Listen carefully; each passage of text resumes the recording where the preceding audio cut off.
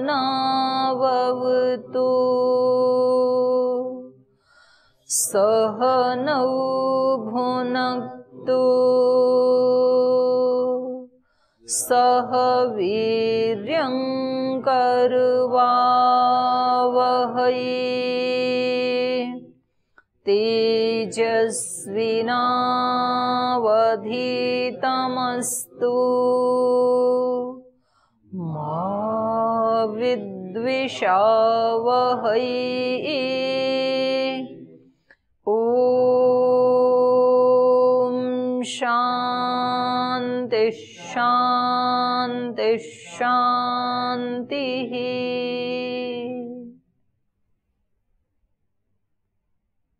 बृहदारण्यक उपनिषद का अध्ययन कर रहे थे हम और याज्ञवल्क्य मैत्रेयी संवाद पढ़ रहे थे। तो इससे एक तो हमें ये पता लगता है कि उस समय की हमारी जो वर्णाश्रम व्यवस्था थी वो इस प्रकार की थी कि सन्यासी बनना सभी के लिए ही अनिवार्य होता था। चाहे तो कोई बिना शादी किए ब्रह्मचर्य से सीधी सन्यास दीक्षा ले ले, वो भी एक विकल्प है, और नहीं तो दूसरे मार्ग से, पहले गृहस्थ फिर वानप्रस्थ फिर सन्यास, उस मार्ग से वो फिर सबको ही आना ही होता था। तो जब इनको सन्यास लेना था तो अपनी पत्नियों को, उस समय लगता है कि बहुपत्नी प्रथा रही होगी, तो इनकी 2 पत्नियां थी, लेकिन तो भी जो एक अध्यात्म में उन्नति करना, आध्यात्मिक उन्नति करना और सन्यास की परंपरा, उसका कहीं ह्रास नहीं था। तो इन्होंने कहा कि मैं तो अब कुछ ऊंची विद्या पढ़ने के लिए, अध्यात्म विद्या का ज्ञान करने के लिए अब गृहस्थ आश्रम को छोड़ के जाना चाहता हूँ। तो कोई ऐसा ना कहे कि भाई वो तो चले गए और उनकी पत्नियां झगड़ा कर रही हैं संपत्ति को लेकर, तो बांट देता हूँ आपको आधा आधा।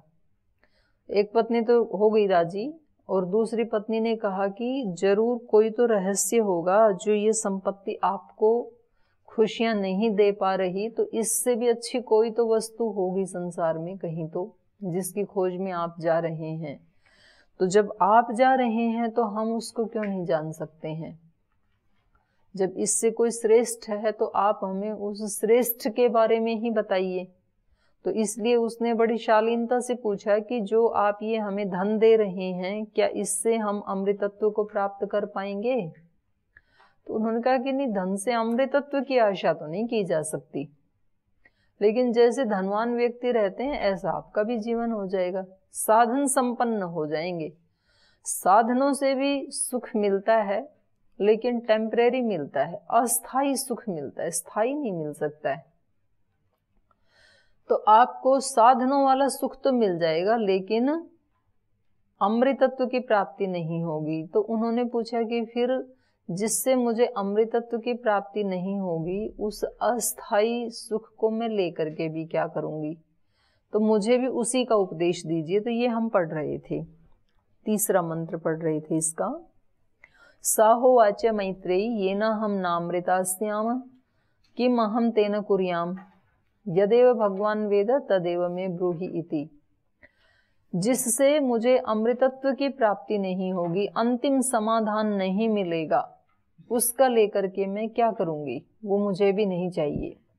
यदेव भगवान वेद, तो अमृतत्व का कोई साधन, कोई उपाय यदि आप जानते हैं तो वो आप मुझे बताइए जी। ओम दीदी जी। जी। जो पुरुषार्थ चतुष्टय है, हाँ, उसमें धर्म, अर्थ, काम और मोक्ष के बारे में बताया। हाँ, तो यहाँ पे भी हम अर्थ को देखते हैं जी। तो अर्थ और काम, इन दोनों की पूर्ति से मोक्ष प्राप्ति की बात कर रहे हैं, और यहाँ पे इन दोनों को त्यागने की बात कर रहे हैं। तो उसको किस तरह से समझा जाएगा? एक सीमा के बाद, जैसे नदी पार करके पहाड़ की चोटी पे चढ़ना है तो नौका चाहिए ना फिर नदी पार करने के लिए। तो पर जब नदी पार कर ली तो फिर नौका छोड़ देनी चाहिए। तो इन्होंने गृहस्थाश्रम में रहे तब तक उसका प्रयोग कर लिया संसाधनों का। कुछ उपलब्धियां ऐसी होती हैं जिनमें कामना के बिना भी वो उनकी उपलब्धि नहीं हो सकती है, और उसके लिए अर्थ भी चाहिए होता है।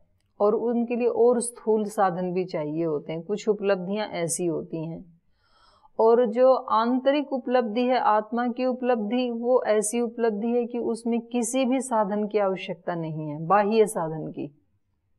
व्यक्ति के किसी दूसरे व्यक्ति की सहायता की भी आवश्यकता नहीं है, किसी बाह्य वस्तु की आवश्यकता भी नहीं है, अपने से ही अपने में उसको प्राप्त कर सकता है। तो यहाँ पे दो चीजें हैं। एक की उपलब्धि के लिए हमें सब चीजों का इस्तेमाल करना पड़ेगा, क्योंकि उस साधन के बिना भी साधना नहीं होती है। तो वहाँ अर्थ भी चाहिए, कामना भी चाहिए। ये कामना भी चाहिए कि मैं अपने दोषों को हटाऊं, ये भी कामना है, लेकिन ये सत कामना है। तो वहाँ हम पढ़ रहे थे ना छांदोग्य उपनिषद में, काममयो अयम पुरुष सत्य संकल्प। तो ये कामना वाला तो है, लेकिन इसकी कामनाएं और इसके संकल्प कैसे हैं? सत्य के लिए संकल्प है, सत्य की प्राप्ति करना चाहता है। तो दो चीजें जो हैं वो तो, जो कामनाएं और पुरुषार्थ जो आपने पूछा, हाँ वही कामनाएं मतलब काम, तो वो तो स्थूल उपलब्धि के लिए वो चाहिए। जैसे अपना अष्टांग योग है ना, तो उसमें 2 अंग हैं, एक है अहिंसा, एक है अपरिग्रह। नियमों में 2 हैं। जब आप अहिंसा का पालन करेंगे तो दूसरे सबको सुख मिलेगा, क्योंकि आप हिंसा नहीं करेंगे। हिंसा नहीं करेंगे तो आपके आसपास वाले सुखी रहेंगे। और जब आप अपरिग्रह का पालन करते हैं तब आप सुखी होंगे। उसमें दूसरे को सुख मिलेगा या नहीं मिलेगा वो गौण है। इस रूप में तो मिलेगा, जो वस्तुएं आप प्रयोग नहीं कर रहे हैं तो दूसरे के काम आएंगी इनडायरेक्ट रूप से तो, पर वो वास्तव में उसका टारगेट है, वो अपनी खुशी है। जब मैं चीजों का त्याग करता हूं ना, तो उसमें मेरे को ज्यादा खुशी मिलेगी, दूसरे को मिल भी सकती है, नहीं भी मिल सकती है। पर जब मैं अहिंसा का पालन करता हूं तब दूसरों को ज्यादा खुशी मिलती है, मुझे भी मिलेगी, क्यों नहीं मिलेगी अहिंसक होने से। तो यहाँ अर्थ और काम, इनका सदुपयोग करने से भौतिक उपलब्धियां होंगी, वो भी जरूरी हैं। धर्म और मोक्ष, ये मोक्ष तो साध्य है, साधन नहीं है। धर्म साधन है, उससे मोक्ष की प्राप्ति होगी। तो इनको अभी सांसारिक उपलब्धियां तो पूरी हो गई इनकी, इनको और कुछ नहीं चाहिए अभी, तो इसलिए उसको छोड़ना चाह रहे हैं। अगली वाली के लिए इसकी आवश्यकता नहीं है, अर्थ की आवश्यकता नहीं है। तो दीदी जी, ये मार्ग देखे जाए तो दोनों भी एक तरफ ही ले जाते हैं, तो फिर इनमें इस तरह से भेद क्यों देखा जाता है? कौन सा, अभ्युदय और निःश्रेयस वाला? नहीं, हाँ। एक जो वर्णाश्रम का जो गृहस्थ आश्रम, हाँ, ये जो मार्ग है और ये जो दूसरा मार्ग है पूरा त्याग करके निष्काम भाव से, और संन्यास मार्ग और गृहस्थ मार्ग, हाँ, और अर्थ और कामनाएं पूरी करके मोक्ष, और ये इस तरफ से मोक्ष। तो इन दोनों में फिर साध्य तो एक ही है, तो फिर इसमें ऐसे भेद क्यों? नहीं, भेद मतलब उस दृष्टि से नहीं है। गृहस्थ आश्रम को भी हमारे यहाँ तो सबसे बड़ा आश्रम माना जाता है, तो उसका कोई तिरस्कार नहीं है, अपमान नहीं है। लेकिन जब दोनों में से देखा जाएगा तो फिर, क्योंकि ये तो एक स्टेप आगे चले गए ना, वो पहुंचेगा एक स्टेप बाद, ये पहुंच गया पहले, तो फर्स्ट सेकंड इस दृष्टि से तो फिर थोड़ा उसमें होता है, लेकिन उसके लिए कोई तिरस्कार नहीं है। क्योंकि गृहस्थ आश्रम पे तो तीनों डिपेंड करते हैं ना, आधारित तो उसी पे ही है। अब हमें अच्छे ब्रह्मचारी चाहिए तो कहाँ से लाएंगे? गृहस्थ आश्रम से ही तो लाएंगे। और अच्छे हमें गृहस्थ चाहिए, वो भी वहीं मिलेंगे। अच्छे वानप्रस्थी चाहिए तो वो ही बनेंगे, वो ही लोग बनेंगे। और फिर वानप्रस्थ से अच्छे सन्यासी भी वो ही बनेंगे। तो चारों ही आश्रम उसी के ऊपर ही निर्भर हैं, उसको बुरा नहीं माना है। वो भी एक रास्ता है, ये भी एक रास्ता है। बुरा तब हो जाता है कि उसमें गए तो फिर बाहर ही नहीं निकले। एक बार घुसे तो वहां रह ही गए, मरण पर्यंत चाबी छोड़ने कोई तैयार नहीं है, वो फिर बुरा हो जाता है। और ये भी बुरा हो जाता है कि हमने अपना तो लिया ये, और मन की आसक्तियां जुड़ी हैं वहां, तो फिर ये भी बुरा हो जाता है।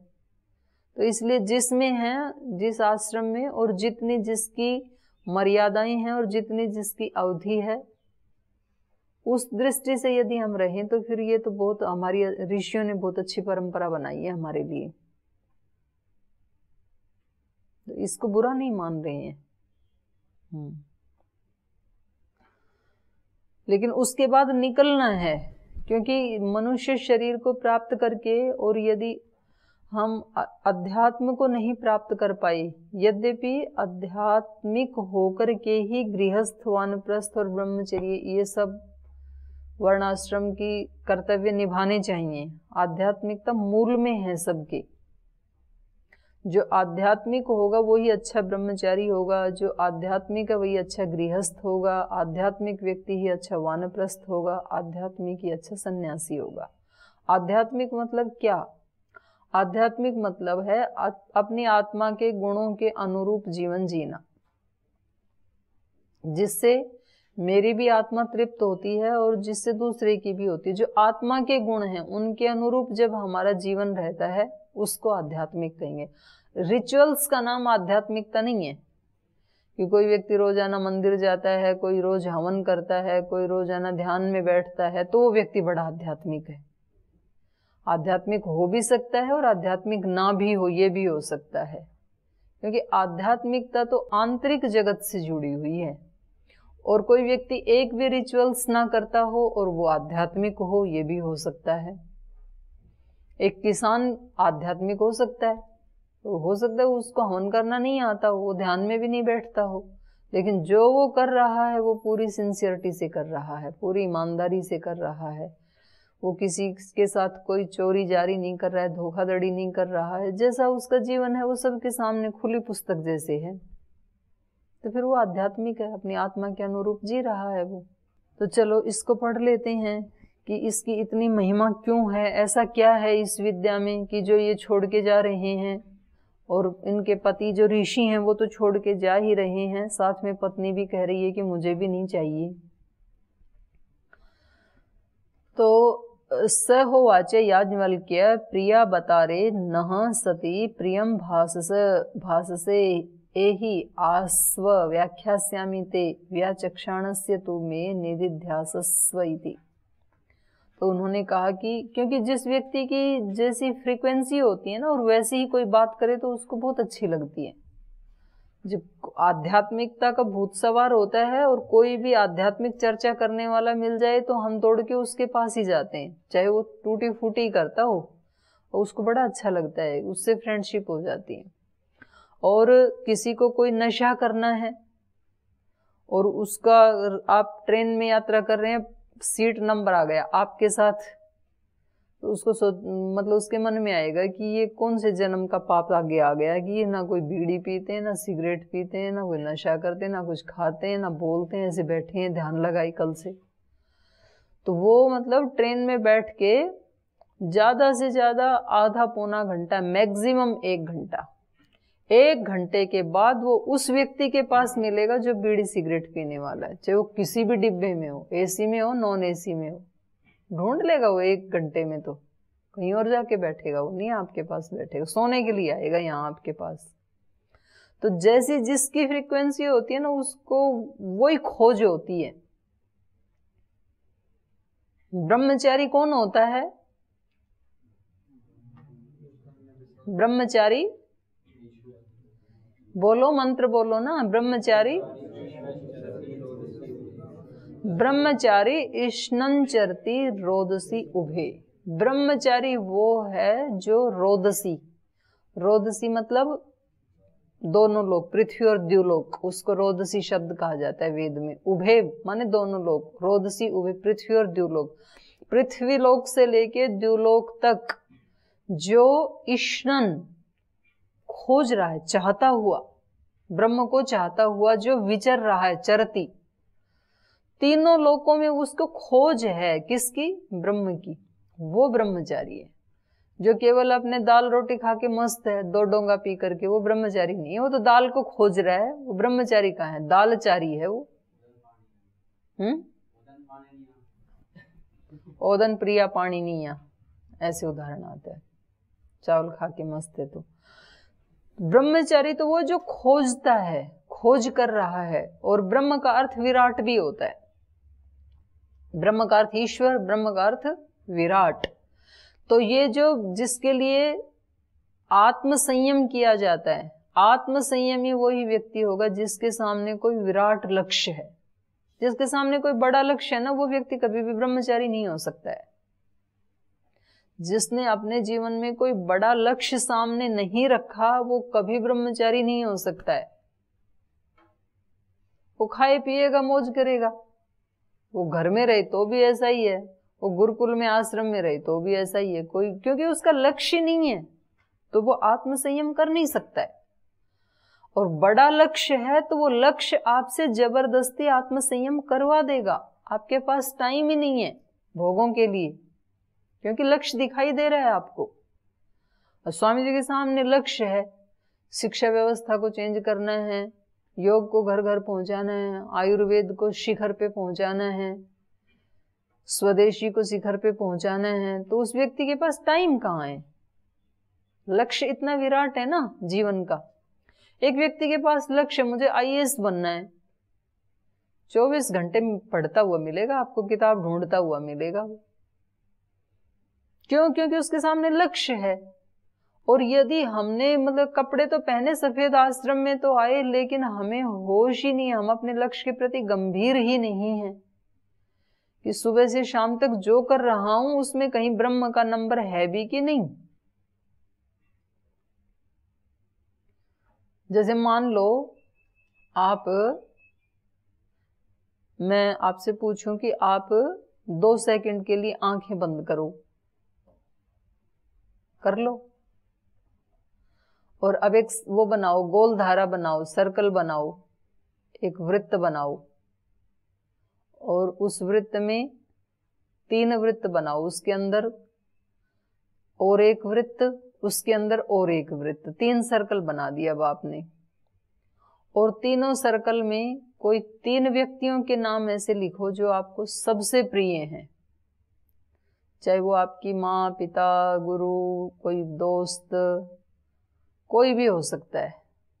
3 नाम लिख लो और अब आंखें खोल दो। तो किस किस ने किस किस के नाम लिखे, कोई बता सकता है? जी। और और हाँ, और जी, और हाँ, लगभग वही उत्तर आएंगे, माता पिता गुरु, यही आएंगे। किसी ने भी ईश्वर का नाम लिखा? किसी ने नहीं लिखा, क्योंकि प्रिय ही नहीं है किसी को भी। सबसे प्रिय संसार ही है सबको। तो इसका मतलब है कि हम जब गंभीर ही नहीं है, हमें जब ईश्वर चाहिए ही नहीं, तो ईश्वर को कौन सी खुजली चल रही है जो जबरदस्ती आके चिपकेगा आपके साथ कि मैं आ गया हूं? क्यों आएगा? हमारा लक्ष्य कितना विराट है, उसके प्रति हम गंभीर कितने हैं। गंभीर होगा वो तो अपनी एक एक दिनचर्या के एक एक पार्ट में उसको जिएगा। और कुछ तो ऐसे भी महापुरुष बैठे, आंखें नहीं मीची उन्होंने, ऐसे बैठे रहे आराम से, तो क्या ये फालतू का करवा रहे हैं। वो भी एक चित्त की स्थिति है, क्योंकि वो लक्ष्य कहाँ है हमारा, हमने क्या हम लेके चल रहे हैं, उतनी उपलब्धि होगी, उससे ज्यादा नहीं होने की। तो ब्रह्मचारी वो ये जो ढूंढता है। तो ये जो ऋषि हैं ये भले ही गृहस्थ आश्रम में है, लेकिन ये क्या है? ब्रह्मचारी हैं। इनको ब्रह्म की खोज है। और इनकी पत्नी भी, यद्यपि वो पत्नी है इनकी, लेकिन उसको भी खोज किसकी है? ब्रह्म की है, क्योंकि वो ही सबसे अंतिम समाधान है, उसके बिना समाधान नहीं है। समाधान है लेकिन अस्थाई समाधान है उसके बिना। तो ये हमें एक दिशा भी दे रहे हैं कि भाई आपको जब पुरुषार्थ करना ही है तो पहले से ही उस वाले पुरुषार्थ में शक्ति लगा लो शुरू से ही, कि जिससे फिर आर पार का ही समाधान हो जाए। पहले टेम्परेरी करें, फिर बोल जी उसको तो बाद में देख लेंगे, पहले इंस्टेंट रिलीफ तो लेने दो, उसके बाद देख लेंगे वो भी। तो फिर आधी शक्ति तो खर्च होली होगी और आधे संस्कार भी बन चुके होंगे फिर तो यही चलेगा कि जी ये दिक्कत आ गई थी जीवन में, इसलिए किसी दूसरे व्यक्ति के ऊपर ब्लेम करो, फिर वो दूसरा व्यक्ति माफी मांगे, सॉरी बोले, तो हम उसको माफ कर दें और हम रिलैक्स हो जाएंगे, तो बस बात खत्म हो गई। फिर अगली बार कोई और फंसेगा और कोई करेगा गड़बड़, तो फिर वही कामना होगी कि वो व्यक्ति एक बार बोले तो कि मेरे से गलती होगी, हम उसको माफ करेंगे और हम रिलैक्स हो जाएंगे। या फिर हम किसी के ऊपर ब्लेम कर देंगे कि इनके कारण ऐसे हुआ, और यदि उन्होंने माफी नहीं मांगी तो हम ठीक नहीं होने वाले। आधी से ज्यादा मतलब ज्यादातर उम्र इसी में बीत जाती है, और फिर मरते समय भी वही स्मृतियां आएंगी, जो जीवन भर चला है वही तो आएगा अंत में भी याद। तो अंत में जो याद आएगा वो वैसा ही फिर जाति आयु भोग अगले जन्म में मिल जाएंगे हमें, फिर अगले में भी शुरू से वही चालू कर देंगे। तो पता ही नहीं कब से चल रही है यात्रा, हम सब करते ही आ रहे हैं ये। पर आज यदि पता लगा है तो आज ब्रेक करना चाहिए हमें, और ब्रेक नहीं हो रहा है तो उसके लिए प्रयास जरूर करना चाहिए। तो वो फिर ऐसा जो व्यक्ति है ना, वो हर छोटी से छोटी बात को बहुत ध्यान से सुनेगा। जो महापुरुष है ना वो बहुत अच्छे श्रोता होते हैं। मतलब मैंने जितने महापुरुषों से मिली श्रद्धेय स्वामी जी महाराज के साथ, सब लोगों का एक अनुभव है, जो बहुत अच्छे वक्ता हैं और जो बहुत अच्छे जिनकी समाज में प्रतिष्ठा है, महान जिनको माना जाता है, वो बहुत अच्छे श्रोता होते हैं। मुरारी बापू कभी मंच पे उनके कोई वो मंच संचालन करने वाले होते हैं ना, उनकी एक एक बात को इतने ध्यान से सुनते हैं, वैसे नहीं सोचते वे करके चला जाएगा उसके बाद मेरी कथा शुरू होगी। या हमारे मंच पे जो भी कोई भाई बहन मंच संचालन करते हैं, स्वामी जी उनकी एक एक बात को बहुत ध्यान से सुनते हैं, और कभी तो नोट भी करते हैं इस व्यक्ति ने क्या बोला था। कोई गीत, कोई भजन, कोई भाषण देता है, उस एक एक शब्द को सुनते हैं। बहुत अच्छे श्रोता होते हैं जो बहुत अच्छे वक्ता होते हैं। इसलिए श्रोत्रिय ब्रह्मनिष्ठ ये दो शब्द आते हैं हमारे यहाँ। जो अच्छा श्रोत्रिय है वो ही अच्छा आचार्य और अच्छा वक्ता बनेगा। जिसको सुनना नहीं आता है वो अच्छा बोलने वाला नहीं बनेगा कभी भी। तो वो नोट करते रहते हैं, वो ढूंढते रहते हैं कहीं से भी कुछ ऐसा मिले जो हमारे लिए अच्छा है। वो उस व्यक्ति को नहीं देखते हैं, उस माल को देखते हैं कि ये माल हमारे लिए कितना सदुपयोगी है। ऐसे जो ईक्षण करता हुआ रहेगा वो तो कहीं ना कहीं पहुंचेगा। ब्रह्मचारी इष्णन चरति रोदसी उभे तस्मिन देवा सम्मनसो भवन्ति। उसमें देव सम्मनस होते हैं। ऐसा जो व्यक्ति होगा ना जो हमेशा खोज में है, तो फिर उसके लिए देवता भी क्या हो जाएंगे, अनुकूल हो जाते हैं। सम्मनस होना मतलब अनुकूल होना। अनुकूल होना मतलब जिस लक्ष्य में वो लगा है वो उसकी सहायता करेंगे। अपने आप ही ऐसी दिव्य आत्माएं आकर के कहेंगे कि जी ये आप बहुत अच्छा काम कर रहे हैं, हमारी कहीं आवश्यकता हो तो हम हमेशा तैयार हैं आपकी सहायता, और वो करती हैं उनकी सहायता। ये तो हुआ स्थूल लोगों की बात। देव तीन प्रकार के होते हैं। एक तो स्थूल रूप से जो विद्वान पुरुष हैं, ज्ञानी पुरुष हैं, योगी पुरुष हैं, अपने अपने फील्ड के जो मास्टर हैं, एक तो वो देव हैं। वो सम्मनस्क हो जाते हैं इस व्यक्ति के, जिसने कोई विराट लक्ष्य लिया है, जिसने कोई ब्रह्म को लक्ष्य चुना है। ब्रह्म माने विराट। दूसरे देव सूक्ष्म भी होते हैं जो दिखते नहीं है। सूक्ष्म दैवी शक्तियां भी इस ब्रह्मांड में काम कर रही हैं, और वो भी इस व्यक्ति की सहायता करती हैं। और कभी तो इस व्यक्ति को पता चलता है और कभी इसको भी पता नहीं चलता है कि मेरी सहायता हो रही है, और फिर भी सहायता करती हैं वो दैवी शक्तियां। और तीसरी हैं अपनी इंद्रियां। इंद्रियों को भी देव कहा है। तो इस व्यक्ति की इंद्रियां, जो ब्रह्मचारी है, इसकी इंद्रियां इसकी क्या हो जाती हैं, सम्मनस हो जाती हैं, इसके अनुकूल हो जाती हैं। फिर इसको ये दिक्कत नहीं आती है कि जी पढ़ाई में याद करने में मन लगाता था हूँ मन, पर मन लगता ही नहीं है, मन कहीं और भाग जाता है ना। फिर इसके बिल्कुल अनुकूल होगा मन। जो ये मन को ऑर्डर देगा वो इसका मन करेगा। जो ये अपने आंख नाक कान को बताएगा वैसा इसके आंख नाक कान करेंगे। जो ये अपने हाथ पैर को आदेश देगा वैसा ये करेंगे। उसके सम्मनस बनना मतलब उसके अनुकूल हो जाते हैं ये।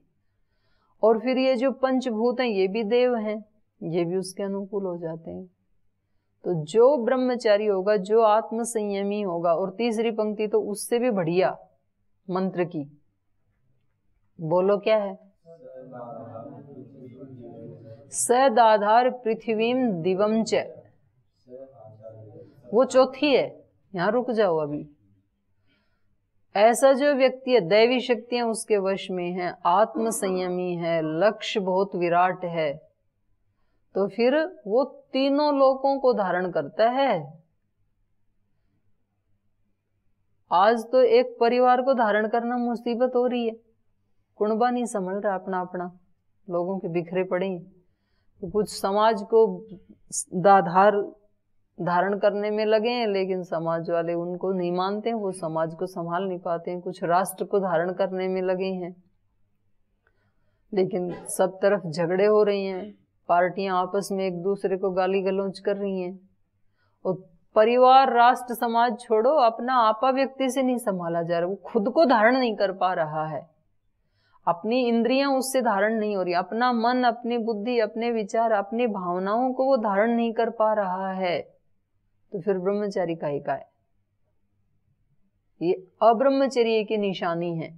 जो अपने आप को धारण नहीं कर पाता है, अपनी इंद्रियों पे, अपने मन पे, अपने भावों पे जिसका कंट्रोल नहीं है, वो ब्रह्मचारी नहीं है, क्योंकि संयम नहीं है ना, आत्म संयम नहीं है। ब्रह्मचारी तो तीनों लोकों को धारण करता है।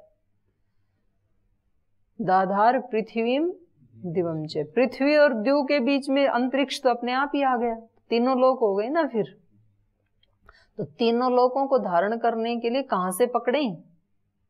जैसे मान लो हमारे को कोई बड़ा सा कोई लाठी धारण करनी है, तो उसको कहां से पकड़ें कि पूरी की पूरी लाठी हमारे वश में रहे? कहां से पकड़ें? आप तो वहां चलाने जाते हो लाठी, तो आपके वश में ही रहे वो डंडा, तो कहां से पकड़ते हो? बीच में से पकड़ोगे ना तो मार खा जाओगे। फिर किसी के ऊपर ऐसे लाठी मारनी है तो बीच में से पकड़ के मारोगे क्या? तो वो वश में रहना तो वो ही है ना, कि वो आपके वश में रहे। आपको तलवार चलानी है तो कहां से पकड़ोगे? मुठ में से पकड़ोगे ना, और ऊपर से पकड़ ली तो, और फिर मारा आपने, तो जिसको मारा वो तो पता नहीं मरेगा कि नहीं, पर आपका हाथ जरूर कट जाएगा। तो तीनों लोगों को यदि धारण करना है ब्रह्मचारी को, तो वो कहां से पकड़े इन लोगों को कि तीनों ही काबू में आ जाएं? कहां से पकड़े? खुद से पकड़े, अपने आप से। जिसने अपने आप को पकड़ लिया वो तीनों लोगों को पकड़ सकता है। जिसने खुद को धारण कर लिया वो तीनों लोगों को धारण कर सकता है। तो ब्रह्मचारी को पहले खुद को धारण करना होता है, आत्म संयमी बनना पड़ता है। जिसने खुद को जीत लिया वो विश्व विजेता हो सकता है। जिसने स्वयं का मन जीता उसी ने जगत को जीता है। वेद का कहता ज्ञान यही, गाती यही तो गीता है। जो अग्नि परीक्षा पार करे वो ही सीता है, बाकी तो फिर बाहर हो जाएंगे फिर उससे परीक्षा की कोटि से। तो फिर उसकी चौथी पंक्ति, स आचार्यम तपसा पिपर्ति, ऐसा जो ब्रह्मचारी है वो अपने आचार्य को अपने तप से तृप्त करता है। तो एक आचार्य तो हमारे जो गुरुकुल का आचार्य है वो होता है, एक आचार्य ईश्वर है, ब्रह्म है। तो उन दोनों को ही व्यक्ति बिना तपस्या के तृप्त नहीं कर सकता है, क्योंकि वो आपके डिग्री डिप्लोमा के भूखे नहीं है जो आचार्य हैं। क्योंकि आचार्य तो होता ही वही है कि जिसने स्वयं किसी विराट लक्ष्य को अपने सामने रखा है और उसके लिए वो पुरुषार्थ कर रहा है।